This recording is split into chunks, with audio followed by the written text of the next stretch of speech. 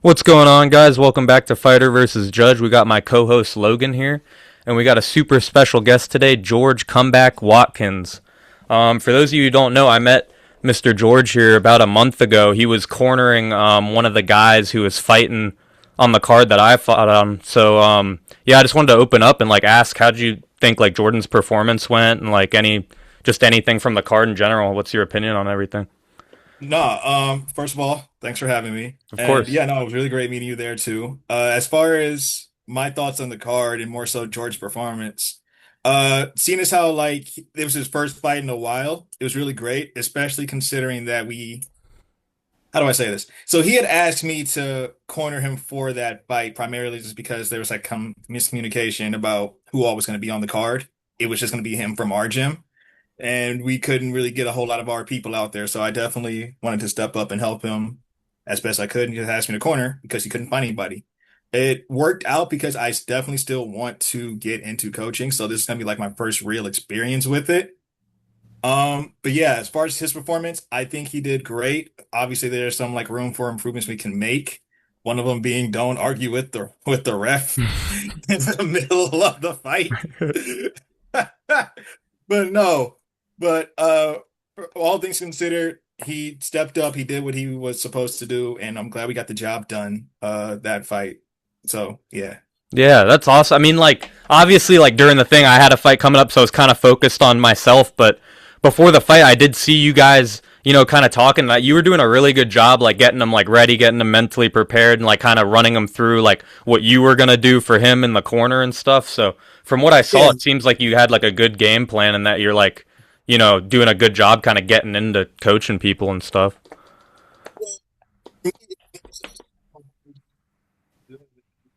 Oh, it's audio. Best help him in that situation, right? So we obviously already kind of found a little bit that we could on the guy that he was fighting, knew he was going to wrestle, but we also knew that his strongest area in striking, that was going to be his way to win no matter what happened. So I wanted to reassure him, hey, stick with the game plan as best we possibly can, drill it, run it over and over, and you'll be fine. And the other thing I honestly did prior to the fight, I was really just getting as much advice from other coaches and everything as I possibly could. Like my coach told me, I literally just asked him, hey, what are some things that I probably need to do to help him out? Um, man, I forgot his name, but there's another coach I met over there that I've met prior to at a different two-piece promotion fight. Got his perspective, one of them being always just remind your fighter to breathe as soon as they sit back in the corner. So I made sure that was a priority that we brought that back up.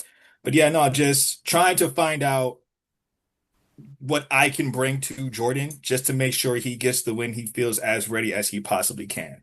So, Yeah, you think he's feeling good for this upcoming one? Got a little bit of confidence. um, I have to double check. Honestly, I don't even know if he's scheduled for this. As far I as I know, there thought. hasn't been an announcement for it yet. Oh, I think he told me that he was gonna be, but maybe I don't know. I know for sure he was trying. Okay. And this time for sure, if he would be fighting with the guys from MASH, our gym, it's just hasn't anything, nothing, there's nothing been scheduled yet, at least as far as I know. So don't Okay. take my word for it. I know the few of the guys that we have on that card already, Mm. but as far as I know, Jordan wasn't one of them yet. Okay. Cool. Well, I'm looking forward to it either way, man. I'm looking forward to seeing you down there. I'm looking forward to seeing how your guys do. Yeah, Hopefully, we all get same. dubs, man, and it'll be fun. Yep, yep. That's really cool that you coach and then you're also a fighter as well. Tell us a little bit about you getting into the sport and what it looked like for you just starting out. So getting into the sport, it was a mix of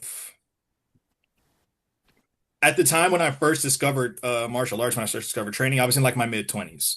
I wasn't thinking about competing or fighting or anything at that point. I was living in New York. I was going through a grad school program at the time, but I didn't finish. I kind of dropped out due to personal reasons.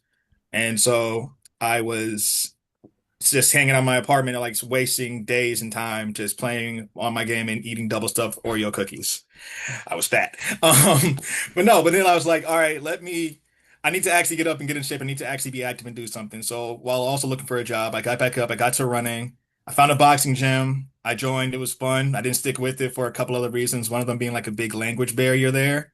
Like in New Mm, York, there was like very Spanish speaking, and I wasn't that great or adept at it. Like I picked up a few things, not a lot. right. Yeah. Then I joined Tiger Showman's a little bit after November when a friend of mine was visiting, and we went on a tour bus, and I found the gym on like the second floor, took a picture of it, scheduled like a walk-in. At the time, I knew nothing about MMA like that at all. I knew about UFC. I wasn't like in depth with it. I had like a prior, like I watched it way back when, but it wasn't like one of the things I was like really into. But no, so the gym I joined was run by a UFC fighter back then, Jimmy Rivera. Mm, yep. And yeah, no, I really didn't even realize how big Tiger Schulman's was when I first started. So just did a few beginners classes, hitting the bag, repetition over and over and over, moving to intermediate and then into advanced with the sparring. And the first guy that I ever sparred was tall and he kept beating me up and I got irritated and annoyed. Um, How it but is then he, sometimes. no, that's how it is almost all Yeah. the time. But no, great guy. His name was Peter, and he was doing amateur kickboxing, and he had already had like at least one or two fights, I believe, at that point, and he was scheduled for another one not too long after I started sparring with them all. Uh, so then I went out to support, and this is my first time ever going to like a combat sports event of any kind in person. And the energy there was different. Like you always like see fights in the movies and everything like that. It's always so cool to see the choreography of it. You watch the few times if you watch like boxing or UFC or anything like that on the TV screen, it's also kind of cool. Different kind of vibe, different kind of energy, but it's like you don't always really know what's going on. Me being there, I was sucked in. I was loving it all. There were a good few knockouts, a good few drag out fights. Then my boy started fighting. And as he was fighting, that's when curiosity really set in for me. I was like asking myself, I wonder what it would be like if I got in the ring. How would I react? Could I actually do it? I really didn't know. So I talked to my instructor afterwards, said, I think I want to compete. I really want to give it a shot.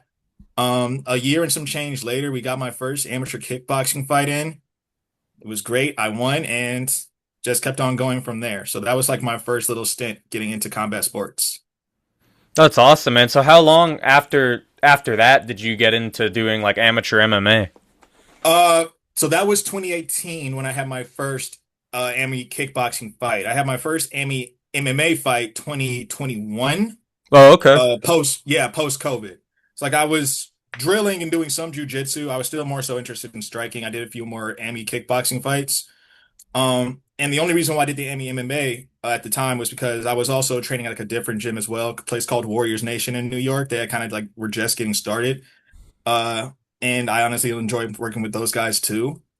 And they were also trying to get me a fight, and there was like another amateur kickboxing fight through a different promotion. I was like, yeah, I'm down. Let's go. Let's go for it. Let's do it. They couldn't find anybody. They couldn't find me anybody, match me up with anyone for that promotion. They said all they had was amateur MMA. This was probably one of my biggest lessons I took away from that is like don't rush things. Don't feel like you have to actually do it. Because me back then, I was like, you know what? Yeah, I'm ready. I've been training. Might as well just take the fight. I know some jujitsu and wrestling. Like I've been training. It's not like I'm like too like it's not like I'm not like ignorant to it. Like I know what to expect. I You're not didn't. coming off the couch. Yeah. Exactly. You're I'm not not coming coming off the off the couch, couch. but I definitely wasn't as ready as I should have been. I took that Right. AMI MMA fight and I lost my AMI MMA debut. I knew I didn't want to go backwards back to kickboxing, but I also knew it was going to take a little bit longer for me to actually get better with the MMA aspect of it, the grappling aspect of all of it. So, Right. I mean, it looks like your first AMI MMA fight went to a decision, right? yeah, That's pretty good. I mean, you were able to keep it going the whole time. That's something. yeah. And I definitely landed some shots in. I will say this, there's a difference between how amateur is done in New York compared to how it's done in Michigan. And Mm-hmm. honestly, it's actually funny that during the fighter meeting, the professional, the ref and everything, that was the official Mm-hmm. from that was slated from New York Commission. Yeah. Everyone was really upset hearing about how there was no elbows, like no really hard ground and pound and everything like Yeah. that, right? Yeah. That didn't shock me, especially after hearing he was from New York, because that's actually how it's done amateur wise when you're out in New York. They Yeah. don't Yeah, they don't let ground and pound happen to the face at the very least when you're on the floor, and you're not really like allowed elbows and knees and everything as well to the face. Yeah, I mean, I was just surprised because, like, Zach didn't tell us anybody any of that. So, like, up leading up to that, he was like, "Oh yeah, everything goes all good." I was training elbows the whole time, and then I had no idea till, like, when we all found out there. So, Yeah, um, but yeah, no, I'm not surprised because I've heard that the Northeast commissions are like a little strict, and Michigan is definitely has a looser commission when it comes to like amateur MMA than most states. yeah, for So sure. it was a little weird with that, but yeah, I mean, so did you talking about like New York and everything? Like, how did you end up in Michigan? Like, tell us that story a little bit. So, I mean, originally born and raised in Michigan, right? I Okay. only moved to New York because I went to college in Georgia from 2012 to 2016, moved out to New York not too long after graduating from 2016 into 2022. 2022, you're going to be hearing me say this a lot due to personal reasons. It's also financial. I had to leave New York, so I moved back home to get support from family and everything. So prior to moving back, I was able to set up an interview and I got a decent paying job that let me kind of like save up a little bit and do what I have to do to make sure I had like a stable source of income to set myself up. But yeah, 2022, I moved back and yeah, I found how do I say this? Originally, I was going to go to Michigan top team Hmm. because the few times I actually visited while I was living in New York in those years, I would do drop-ins for the sparring at Michigan top team. So a lot of them probably will not remember me from the most part from those days, honestly, which I don't blame them. Uh, but after moving back and I found like I got my rhythm and my schedule going, I was planning on going to Michigan top team and signing up. It was more so a thing I was realizing like I was kind of running from the grappling and I was using a lot of excuses. Like their striking stuff, it was happening like around 6, 7, around that time frame. That would be like when I get off of work, like around 5, so I would make it there in time. And then afterwards, it would getting late. I would make the excuse like I can't stay too long. I have to make sure uh I get home to wake up for work the next day. I was kind of running from grappling all over again. So I decided to pivot. I decided to try to challenge myself a little bit more. So I found a different gym, MASH, which is where I'm at now, Hmm. which is primarily jujitsu. And so I've just been sticking with them since 2022. Okay, cool. And how do you feel that your like grappling has progressed? Like, and do you Oh, do so much gi, better. no gi, both, or Uh, it's definitely more so gi okay? that I've been finding myself focused in, but the no gi has actually improved as well. For one, actually gained more of an appreciation for it than anything else because I feel like a lot of the times when people have seen me fight, they always say like George, you always look calm, you always look patient, like you're not stressing out. That's because I'm always dealing with a lot of high level grapplers and everything, and always getting frustrated in the gym there. But then I realized like I can't let frustration, one, ever get to me much, or I'm not gonna really learn or see things, and two, I can't let it show, otherwise people are gonna take advantage of it. So Right. yeah, no, honestly, the jujitsu has actually helped me to develop even more patience than I've already had, and I really just enjoy learning and figuring out more things with that aspect of fighting and training, That's right? really cool. Yeah, it's really cool to go from, like kickboxing and then to be appreciative of the grappling. You don't always see that in MMA. So with that being said, do you like when you go into a fight, is your like motive to like keep it on the feet or mix it all together, or are you okay with it going to the ground, or since you're working on both, or you know what do you think is your motive to go into a fight like that? I mean, I'm always up for keeping it standing because again, that's where I usually am most confident with. But I will say I'm not shy and running away from actually the ground, the grappling aspect of it now anymore, right? That's Like I good. don't get stressed, scared, or worried if I'm on the ground. Like I know I have to be urgent and actually try to like be active. Like I can't just lay there like a dead fish. Right. Uh, Yeah. but no, I am definitely feel like I am more adaptable. Like I can improvise a lot more if it goes to an area where it wasn't what we originally planned, right? Right. Like my coaches, they already know like one of my stronger suits is my striking. So of course they're always going to try to game plan me around striking. But I have told them multiple times, I want to test myself one of these times in a fight. If we can line everything up, I want to try to actually test my grappling and actually test me initiating that. Like I tried doing it against Kell in the pro debut fight that I had. Didn't work out, but At least you tried, right? At yeah, least no, you exactly. Like yeah. me is always like a small little level up type thing. I feel like with me, as Yeah. long as I'm feeling confident enough to actually give it a shot, like I'm not scared to actually initiate, I'm going to continue getting better. Right. And honestly, man, like, props for like the whole grappling thing cuz I mean, it takes some balls to get into everything in your like 20s to begin with, but then to like be more comfortable in striking and then like, kind of throw yourself into learning grappling to do MMA. I mean, that takes like a lot of balls, like I see a lot of guys that don't really have like a grappling base and are more strikers that are just like, what, I'm just going to stay on the kickboxing Muay Thai side of things, so it takes, a lot of bravery to just like be like, what? No, this is what I want to do. I'm going to learn how to grapple and yeah, that's great, man. Yeah, no, one of the things that actually does help is honestly like the guys I train with, not just the fighters, like even some of like I don't want to necessarily call them hobbyists. I don't want to do them a disservice like that, but the guys at the gym that I train with as well, and the stories I hear, there are guys who started grappling who are a lot older than me, not as in shape and everything as I am. And so it helps me to kind of get rid of the excuses of, oh, I'm never going to be able to learn or get better at it when I see these guys actively still trying to do it as well. Mm-hmm. So it all helps out, especially if you choose like the right place to get better. Yeah, I mean, we had a guy on. It sounds so simple, but and I'd never heard this before. But we had a guy on the other day that said, if you're looking for an excuse, you're always gonna find one. And like ever since he said that, that's just resonated with me because he's right. You know what I mean? Like you're always gonna find a reason not to do something, so you might as well just do it and like see how it goes. For sure. Sure. Yeah, so do you have, outside of the coaching stuff with I mean, firstly, how many fighters do you have fighting this upcoming card with Max? Um, I want to say we originally were scheduled for six. I Oh, wow. believe now one of them, one of our girls who was actually nope, she wasn't making her debut. That's on a different one. One of our girls, Kendall, Mhm. uh, she got her fight fell through, so we had to place her on a different card that's happening another time. That's cool. But now we have five guys on there. You guys already know about Devin Thomas, I believe. If not, Devin Thomas, pro fighter, our flyweight guy, from MASH. My training partner, Orlando. Um, man, I'm forgetting on. I'm banking on his name. I hate him sometimes, but he's. I don't want to like forget his name. No, Orlando's making his pro debut, so that's exciting. We have Ishad Altman, who is coming back after an injury.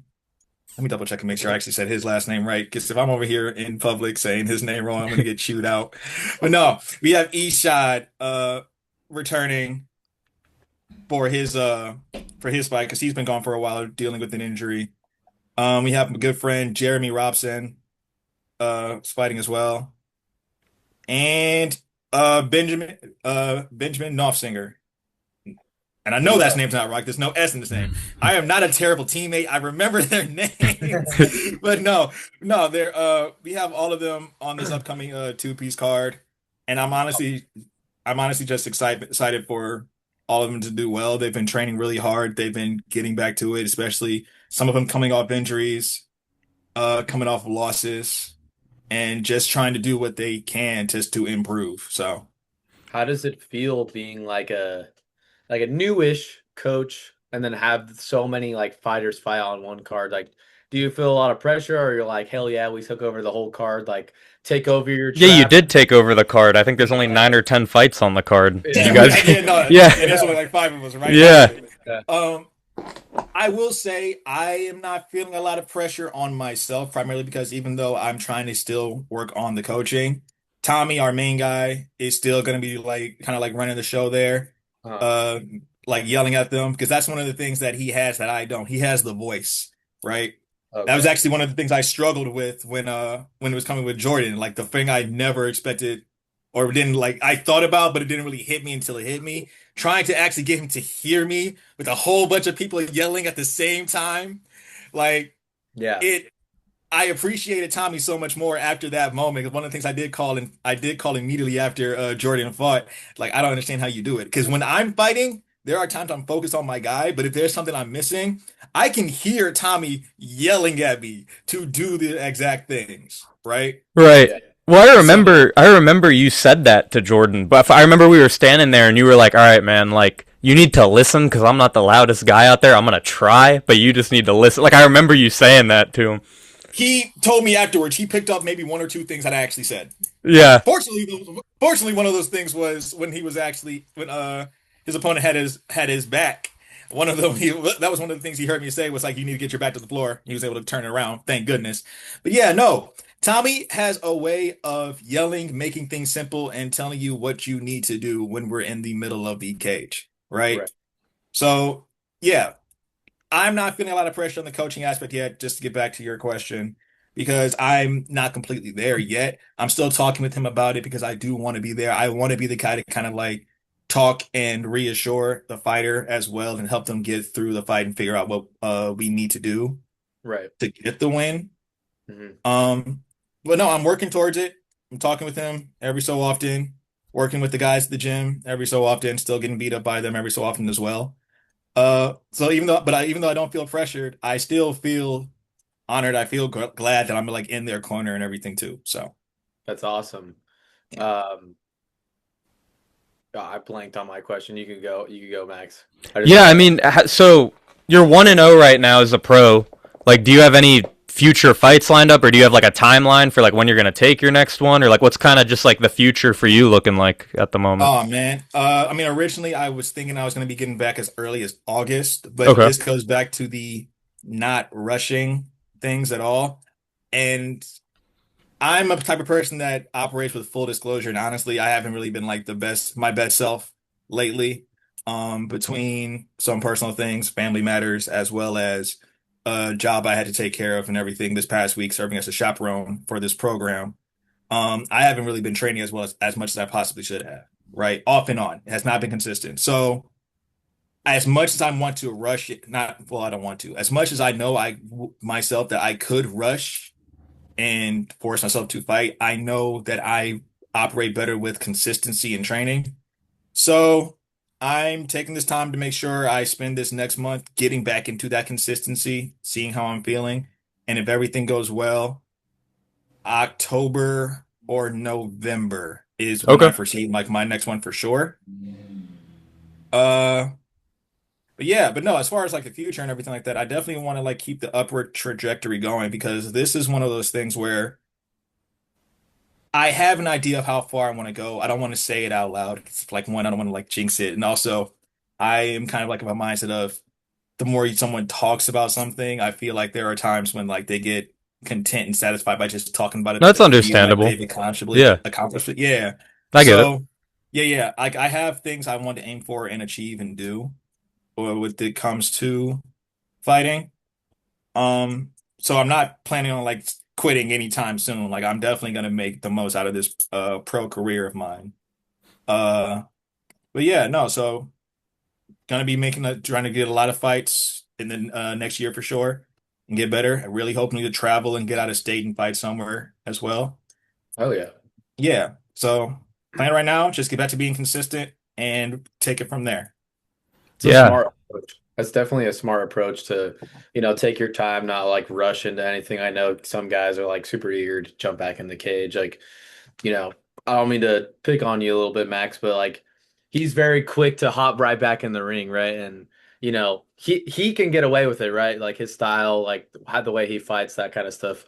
He can get away with it, but there's other guys, like other cats that, that might not be the smartest choice for them, or like maybe they're not all in, or their training's inconsistent. Where Max is pretty like all in. It's pretty much like training like I'd say like upward of like 4 hours a day, probably, right? Mm. yeah. I mean, I'd say yeah. I mean, I'm training like 4 or 5 days a week, like in the gym, and then like just doing stuff at like 7 days a week outside the gym. So I mean, like, yeah, I'm feeling pretty good. And I'm still in the amateur too, so I can get away with it a little bit more. Like what I was gonna say with you is like, in the amateur you can kind of get away with it, but like you're a pro now, so it's like if you rushed it to August, like maybe you'd win, but if you lost, that's on your permanent record. Whereas wait like a couple extra months and you still have a whole career ahead of you. Like what's a couple extra months to get yourself dialed in, you Yeah, know? for sure. So, It's like I know I'm not like the youngest person out there. Like I'm 32 now. Obviously, I'm not oh like really? yeah.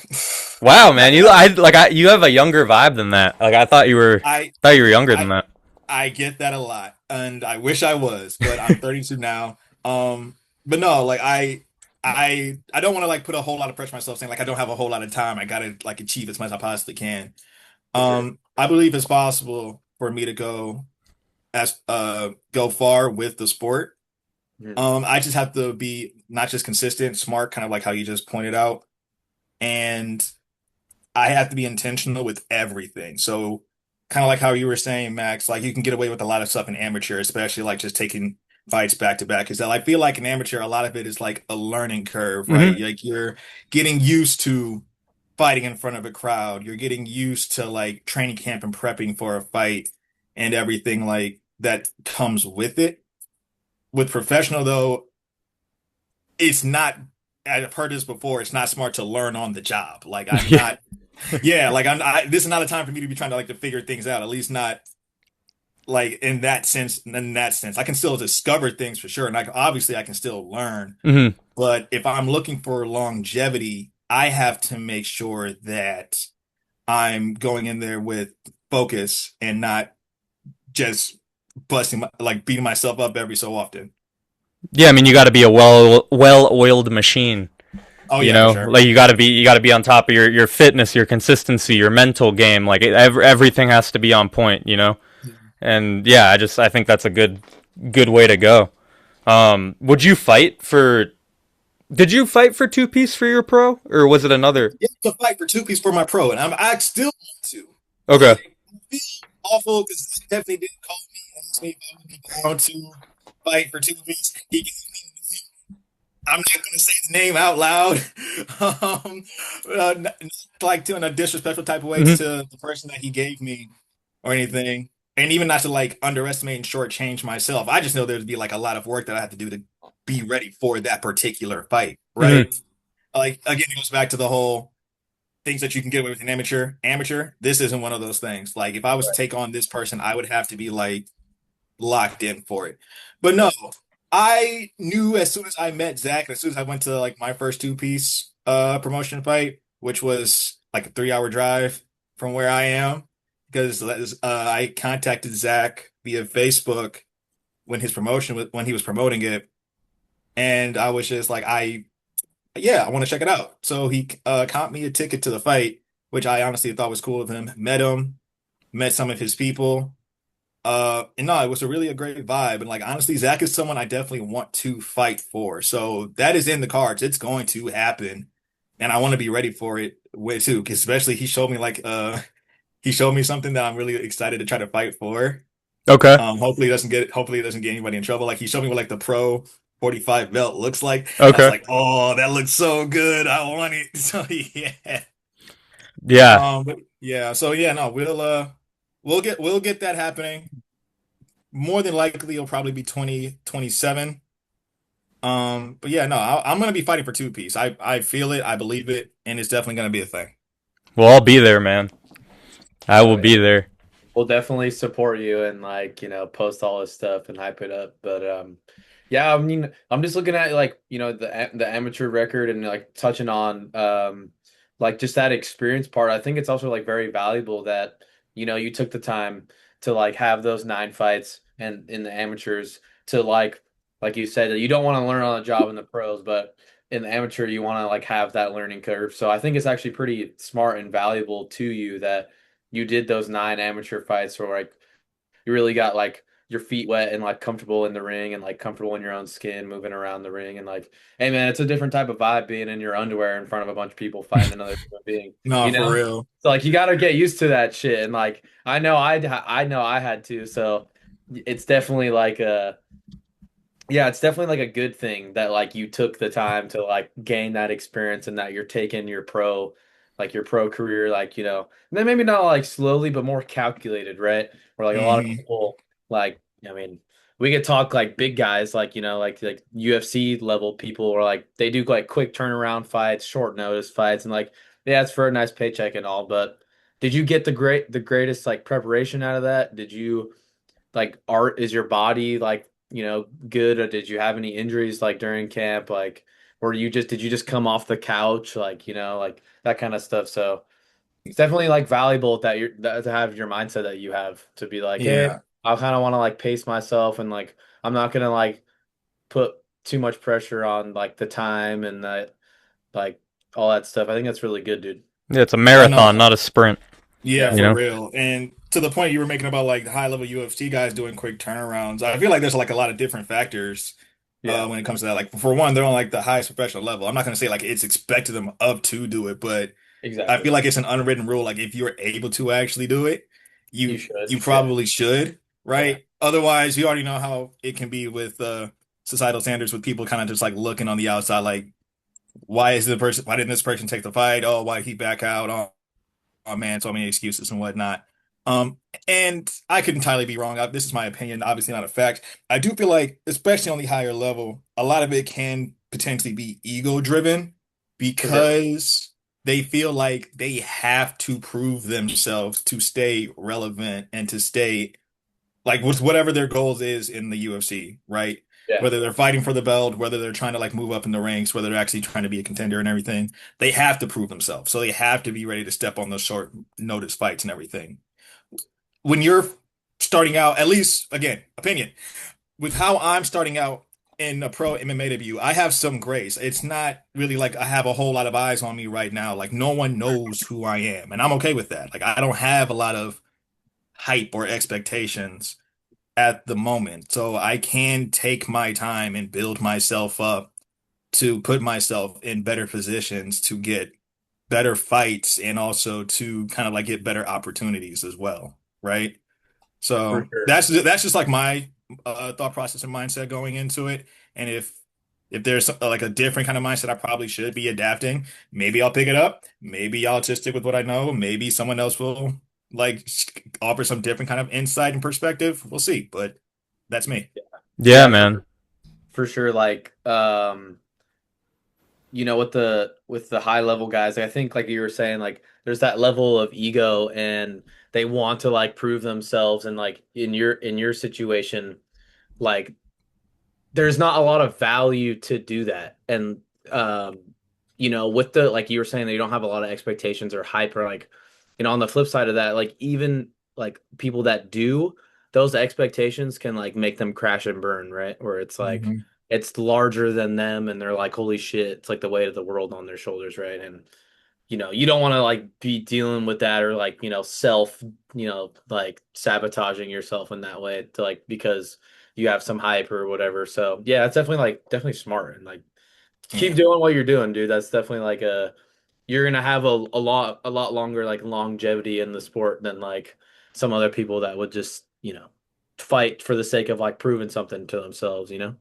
for sure. Appreciate that, man. Yeah, of course. Yeah, on the topic of UFC stuff, we have some good cards coming up. We got McGregor Holloway, we got DDP Usman. What do you think about these upcoming cards? I am oh God, I'm gonna get backlash for this. I'm Nah, more you're good. interested in the McGregor Holloway fight, primarily more so for Holloway. Even before I'll say a fan. Even before I was more so an invested fan in the UFC, I would never really was a fan of McGregor like that. Obviously, I can respect what he's done in the ring. He's not to take away from his skill at all. It's more so for me. I I don't care for the shenanigans and the stuff that happens outside of the ring that a lot of fighters go through, right? Obviously I don't know everyone's situation. Obviously I don't know what's happening in their personal lives. But if you're being seen in the public eye, it you got people watching you. And I don't like it when fighters act out of pocket, like how McGregor used to do and everything in the past, right? If he's changed now, then good on him. Perfect, great. I'm not going to disrespect him or say anything bad about him because I know if on a whim this guy could fly to Michigan and beat me up out of nowhere. But no, it's just a me thing personally. I feel like if you are a public figure to any capacity then some people will be looking at you in in in a somewhat of a role model type fashion in some way, shape, or form. Because you have people who say they want to be the next McGregor, right? But yeah, outside of the ring, I'm just not a fan. That's why I'm more so a fan of like looking forward to Holloway because I know for the most part, I haven't really seen a lot of scandals. Obviously, again, don't know the personal life. A lot of things could have happened. I haven't seen it, but from what I know and from what I've heard from like public opinion and everything, stand-up guy, great fighter, exciting fighter. So yeah, Holloway is always gonna be somebody I look forward to watching. With the DDP and Usman fight, I really, really want Usman to win. Me too. Me I too. really, really want him to win. Yeah.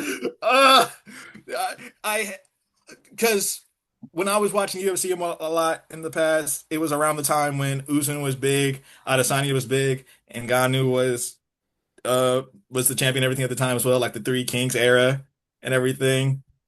And man, a lot of my fighters that I enjoyed used to watching everything like that have they've been getting beat, and it's been sad, and I've been depressed.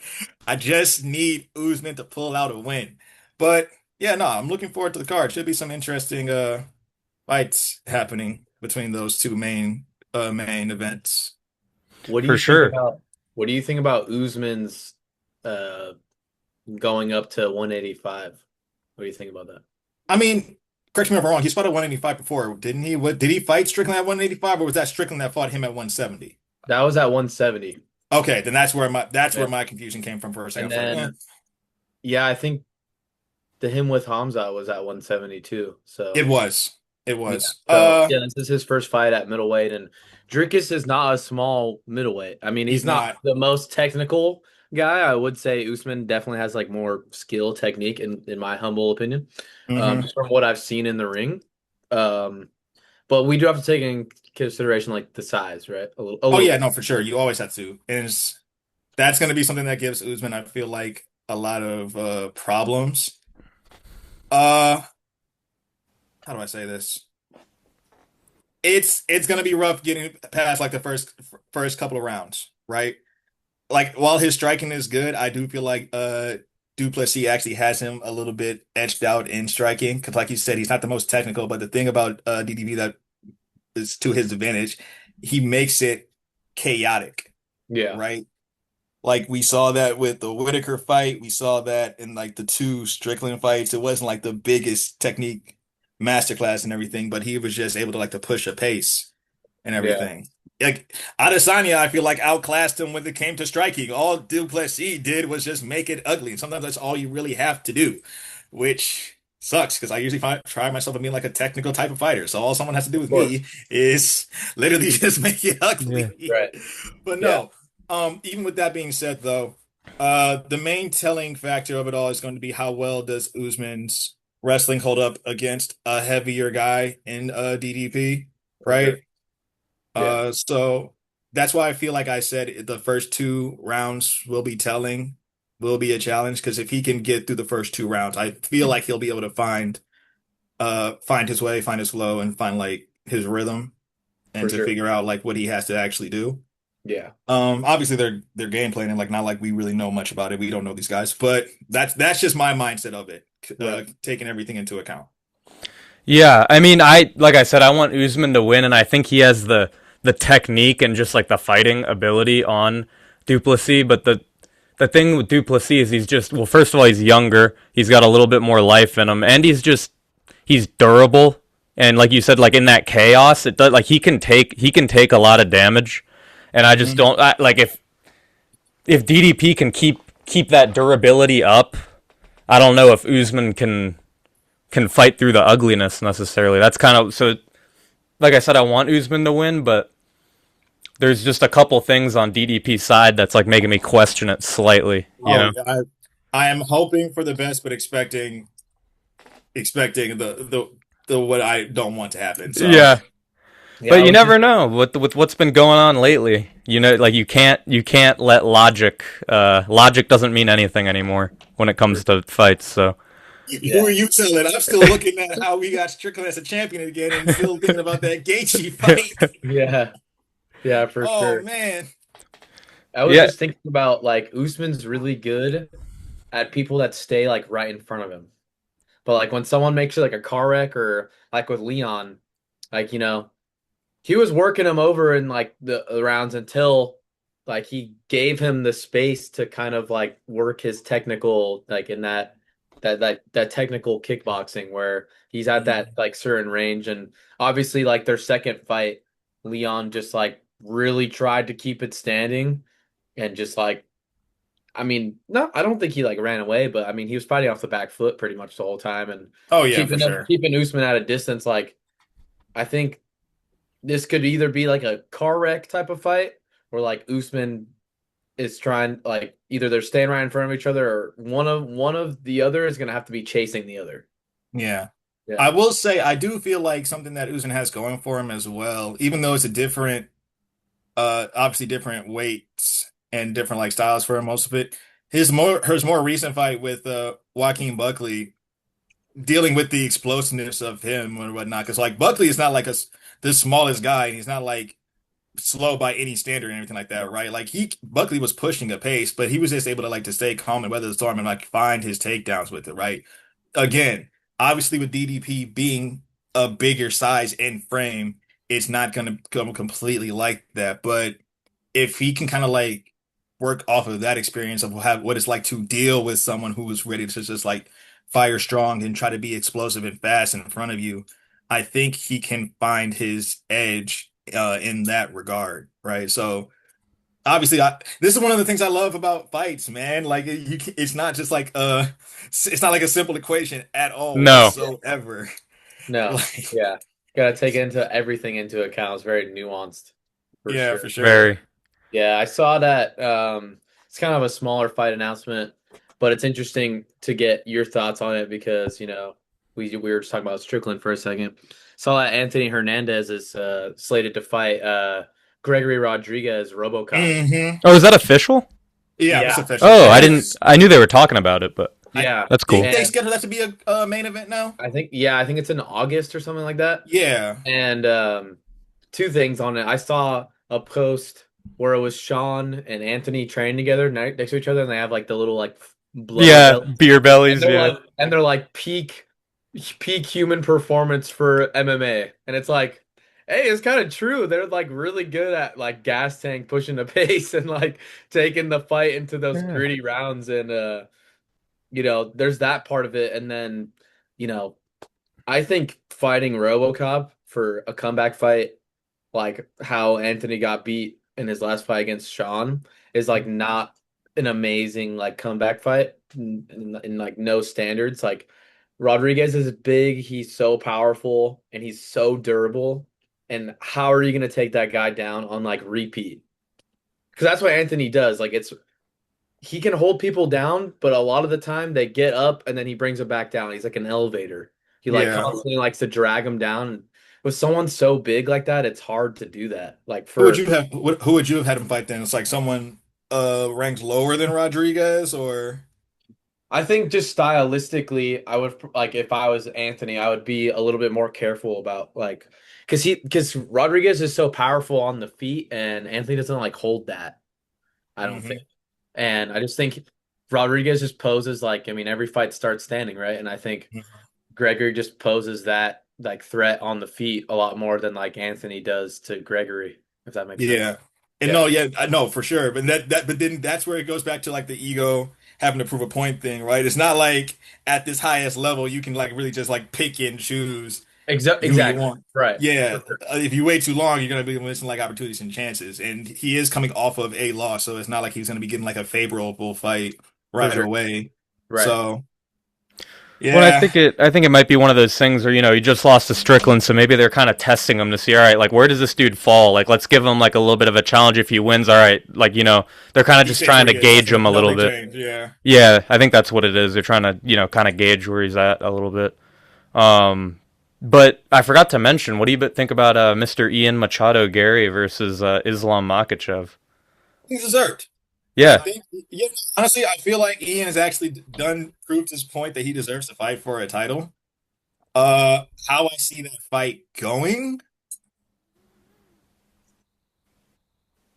I'm, I'm, I'm a bit worried for Ian, only because we've seen a small bit of what it's like when he's taken down by someone who's not as technically sound when it comes to wrestling in Carlos Tough. Pratas. It's like, albeit at the end of the fight, mind you, but if you're a professional like Islam Makhachev, that's not gonna you're not gonna like let that go by unnoticed. Like you see that he has struggles with wrestling and getting back up, right? Yeah.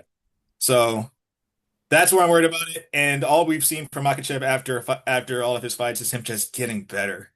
Like that's all we've seen, which is crazy. So like I remember the first Volkanovski fight.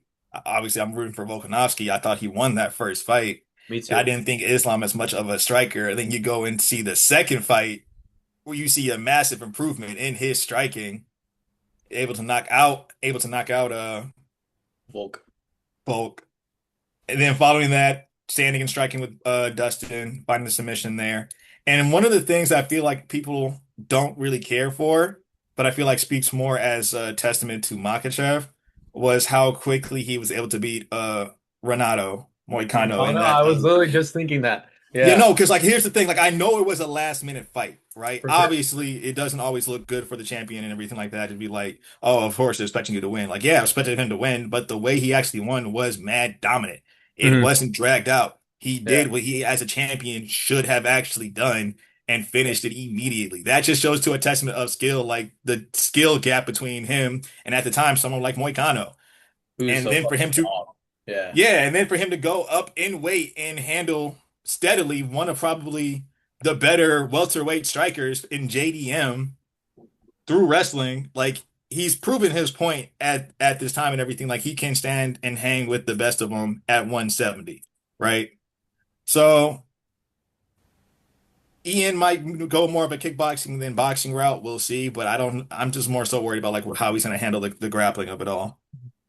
Yeah, yeah. I mean, I think if I'm not mistaken, like Ian's going to be one of the lankier, taller guys that Islam's fought. For sure. So I think if Islam can keep it on the outside, be aware and like have that like good defensive wrestling and really make like Islam come in on him, I think that's going to be like his best bet. Really, just keep it on the outside, making Islam come in, having good defensive wrestling. But I mean, you never know, dude. Like Islam's gonna get the takedowns. Like I don't think Yeah. anyone's questioning that, and it's like a Yeah, no, matter of like that's not it. It's an yeah, if not it's Matter of a time. when, not if. Yeah. yeah. So it's a matter of okay, well, how good is Ian's defensive wrestling gonna be? I think that's really what's gonna dictate how this fight goes. Yeah, for You know, sure. but like you said, I think he deserves it, and like I kind of want him to win. Like I'm always rooting for the underdog, but I don't know. We'll just That's have to real. see. We'll just have to see. That's It's like real. watching the Dagestanis lose. It's always like a that's a thing I like watching. But because they just come out in flocks on on social media and they're so tribal. I just it's so easy to rile them up. You were Like so happy when Umar got beat by Marab, weren't you? hell yeah, I was. Hell yeah, I was. I love Marab. I'm a big Marab guy. I think I just love his style. I just love that he's just like a little tank. He's like a little Energizer bunny that never quit. He just literally just keeps going and he looks like one of those little garden gnomes or like those troll dolls with the crazy Hmm. hair. Like he's just like this and he just comes forward and he just wrestle fucks. Yeah, And it's awesome. I love it. that's real. Yeah, Yeah, but we yeah. we had a guy on here who was Sean O'Malley's grappling training partner for the Marab fight. And he was saying, he was like, yeah, man, like, Sean O'Malley is really hard to take down. And, like, it just shows how good Marab's wrestling is.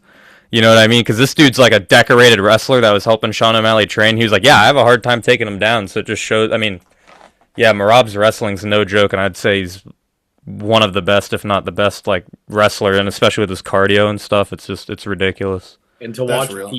To watch Peter Yan do what he did to Marab is just insane. Like he just obliterated him. Yeah, Bad. Yeah, for sure. This is what I need to stop doing this. Literally, when you were bringing up the training partner and saying like Sean O'Malley was hard to take down, one of my first thoughts was like, wait, really? We saw him get taken down. And I keep on getting caught in the trap. Like, wait, we saw him get taken down at the highest level. Let me not act like Yeah, he's right. not. Well, that was my point. You know what I mean? Like Yeah, it's like on the highest level when he's going against like some of the best grapplers in the world. You look at him, you're like, man, Sean can't grapple for shit. His takedown defense is shit. But then when you actually hear an elite guy telling you to your face that like, oh no, he's no, hard to take down, then you're like, oh shit, like like I can only imagine I can only imagine how frustrating, annoying that would have been, and everything too. Yeah. yeah, because he's just like, he was telling us, he's like, yeah, man, you go for a double leg, those knees are right there, then you blink, you get popped 3 times from 3 different angles, and it's just, yeah, he's a different breed for sure. Yeah. Trying to think, is there any other big fight announcements that just got announced I recently? mean, there are. I keep on getting lost in the sauce and forgetting all about them. Let's see. I know there was a women's championship fight coming up. I might have forgot her name. We got Uh, Ankalaev versus Roundtree. Looking And forward to that. I need Roundtree to win. Yeah, uh, yeah, that's I gonna be know a good one. I talk about how like I have like a lot of my favorite fighters and everything. He is one of them. He is a black southpaw fighter that likes to strike. I It's one of those things where when I first started watching, there were tiers of how I would root for people I didn't necessarily know, right? yeah. For top of the tier, if I know if I am familiar with the name or I've seen you fight and everything like that, I might be rooting for you. Hopefully you win. If you're I'm this is gonna sound potentially bad and everything. If you're a black man and whatnot, obviously you got my support as long as you weren't acting out of pocket and everything in public. You already know how I feel about that. Black man, yeah. Southpaw, I'm trying to pick up some tricks from you. So I need you to win so I can see what works and what doesn't. So please be a successful southpaw.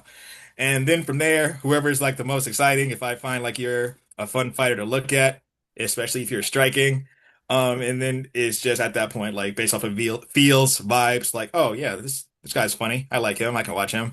But yeah, those are my tiers for how I select the fighters that become my favorites. So, Right. It's Nah, always I like a get that. little bit. That's always a little bit of like your own style, right? Like that's how mhm. I am. I'm left-handed too. I'm a southpaw, so when I see like, I'll watch fight cards from start to finish. So I turn on the prelims. I'm like, oh, this guy's a southpaw. I kind of want this guy to win, just because like you can mirror yourself in the ring with him while he moves. You're like, oh, it's a good left hand, or he's got a good jab, or like he has hmm good movement, or like, oh, I want to take that away like from him, or like I can't wait. I can't wait to Yeah. try that as soon as I get in the Yeah, gym. right. Yeah, that's how I feel when I watch Southpaw strikers or Southpaw wrestlers because I was more of like I'd give you 3 shots and I'm shooting on your leg and taking you down. So like, Mm.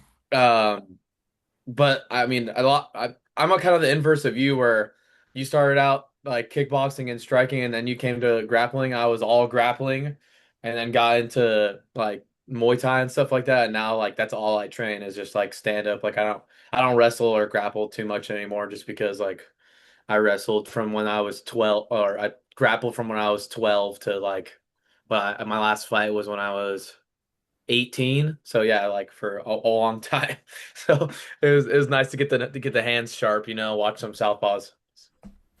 It's always funny hearing and seeing guys who like start with one discipline, training the next one, and see. Because honestly, I know a few of the guys at my gym who started wrestling, and I can tell they started left wrestling because when it comes to their striking, they are always mad stiff and everything too. Yeah, Like a few of my buddies and everything who I spar with and everything, like they're always asking, like, George, why can't we touch you? What's going on? Like, I'm not doing anything special. This is just basic, and you'll get the hang of it. You just have to start moving your feet a little bit more, or right. just like Yeah. not be super tense, or Yeah, not literally because like yeah. Yeah. they'll be coming like that so much. And Yeah, it's like I just relax. I always like to so whenever I'm like working with some people and they ask me like my perspective advice on how to do things, I always like to tell them like, hey, honestly, think of it more so as playing tag than anything else. Like, don't worry about like trying to hit the person super hard or even about like trying to like land that one clean shot. See how many times you can actually touch the person with like a jab. How many times you can get in and out. Like I always focus on like on movement and angles more than anything else because that's how I was kind of like brought up, right? For sure. So I always like to say playing tag because for me, for one, being fast and the idea of like faster hands and everything to reach your target and then get back and get away before they actually can touch you. And then the play aspect of it. Because when I play, I'm not like tense. I'm not like stressed. I'm not like pressured. I'm having Yeah. fun with it. You're not Right? white knuckling, yeah. Exactly. But yeah, no, I feel like a lot of people get into sparring and they feel like they have a point to prove there. I'm just like, no, just relax. You ain't gotta try to kill me or anything. Just Right. yeah. Yeah. Now I've definitely had experiences with that. I know Max has had experience with that. It's just funny, like, I've trained like so long since I was like a young kid, and like it was always like technical, technical, technical until like I got older, and then I was like training with like other fighters and stuff. It's like, wow, you guys, like, I wonder how long you guys have been training like this. Like how much like more brain damage do you have more than me? You know what I mean? Because like you train with like such bad training habits. It's like, when did you start training like this? You know? Hmm. Until like I didn't start like really hard sparring to where like I don't know, it's somewhat applicable to like what it's like inside the cage until like I actually was gonna fight.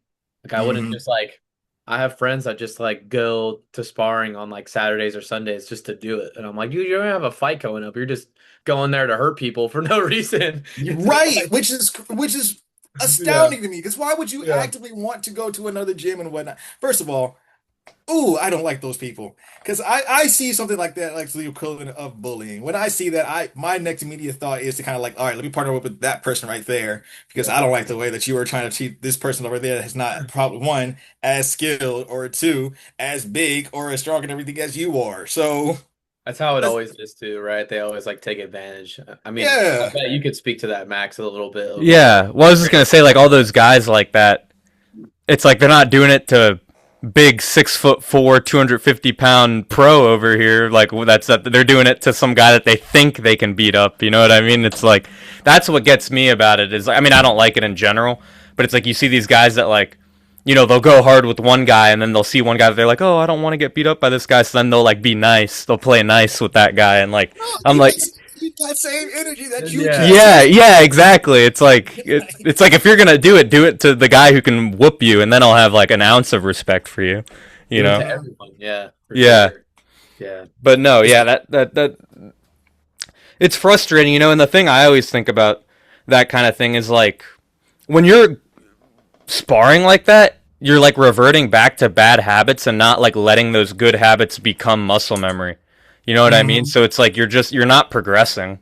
You're just like Fighting. you're just You're just fighting brawling. for yeah. Yeah. Yeah, it's kind of dumb. I mean, I think there's a time and a place for it, obviously, Oh but yeah, you definitely need to have that experience and whatnot a little bit because when it comes to actually like self-defense or when you're actually in the ring and it turns into the last 10 seconds of a fight brawling, you need to actually get a finish and you got to decide to swing for the fences and whatnot. It's good to have that kind of like experience to work off of. hmm You don't need to have it every single round and every single time you go no, into like no, and I think it's just good to like if you've been technical sparring, working on a technique, trying to like hone that technique. I think like every once in a while, once you've been like working for a while, it's like good to go in there and kind of hard spar and like see how that technique applies under pressure. Because like I'm sure you've experienced it where like you're training something, you're like, oh yeah, that feels good. I think I can do that, and then you like go into like a more realistic setting, and then it kind of falls apart a little bit, and then you have to like kind of go back to the building so blocks of it. fast. So fast. Yeah. So that's where I think there's like the time and the place for that, just to like work, see how techniques you've been working on like apply for you under Yeah. pressure, you know. But but yeah, I mean, is there anything else? Anything else you guys want to talk about? Anything? Any questions, Logan, from you or? No, man, is there like anything that you wanted to like promote any of us like to put in the description of the video when we release it or just like your Instagram, anything like that? So, less about me, more about the guys who are my Yeah. teammates, who I Yeah, said for no, go for sure it. that I knew the Yeah. last names of, like I said before. Devin Thomas fighting on the July 11th card, Orlando Washington Jr. making his pro debut, Jeremy Robson, Ishad Altman getting back to it, and Ben Newoffer. Newoffer. So I know their names. Those are my teammates. They're fighting. I'm super excited for the July 11th card. If you're more so interested in following my journey and see what I have going on, feel free to follow me at comeback the hero underscore MMA. I am trying to be a superhero, and for me, that means trying to motivate and inspire people the way that I was motivated and inspired by the fictional heroes that I read and watched growing up. So I want to be a Oh superhero yeah. in real life. Hell Hell yeah. yeah, man. No, that's sick. So yeah, guys, check out Two Piece Promotions on July 11th. Down in Southgate, Michigan. Check out all the guys from his team and check out me fighting, and also follow George on Instagram at it was Comeback the Hero, Come right? back the hero. Yep. Yes, sir. Yeah, check him out. All right, You guys. I for really appreciate you having me on. I'm looking forward to seeing you again, Max. Yes, sir. And Logan, it's great meeting you, man. I hope to meeting see you a you. lot Yeah. more. Yeah, bro. Stay in touch. We'll support your journey and just post anything you want us to post and just we'll keep in touch, dude. And hope your journey's like a smooth one and good like look forward to speaking to you again. All right, take it easy, man. Take it easy. Peace. Peace.